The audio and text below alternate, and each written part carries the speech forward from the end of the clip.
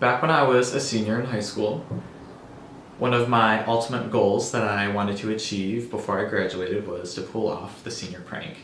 And where I come from, there really was never a senior prank. No one ever really wanted to do it because we were all afraid we'd get in trouble.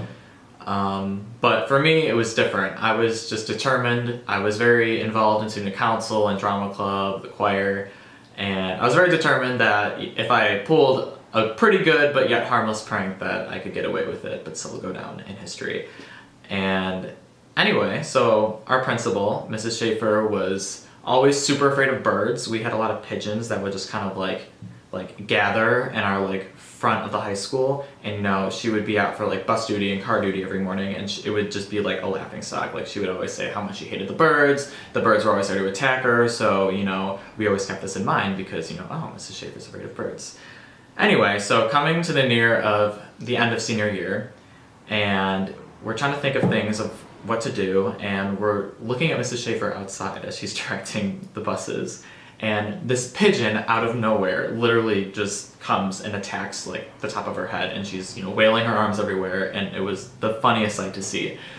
And after that, it just kind of came to us. We're like, we know exactly what we're doing.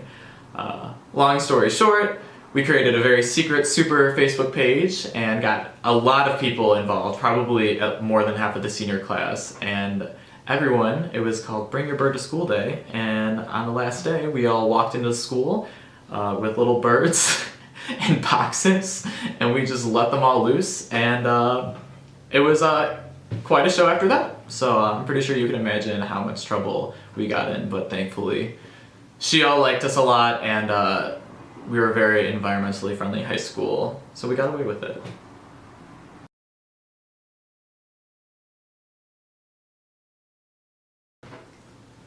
Back when I was in high school, I used to work at this grocery store, Giant Eagle, and working as a cashier, you get tons of people, and on the weekends, just long lines of people with endless stories about their day, what they did, what they're buying, pissed about why their coupons don't work, etc., etc.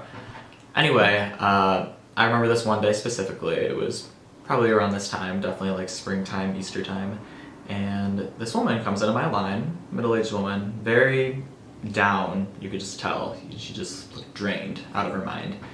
And, she puts herself on the conveyor belt, I'm, ringing her items as it goes, and I'm just starting to talk to her, asking her how her day is, whatnot. She has her Giant Eagle Advantage card, and all of a sudden, she just gets very distraught, kind of sad looking, and I asked her, I was like, is everything okay?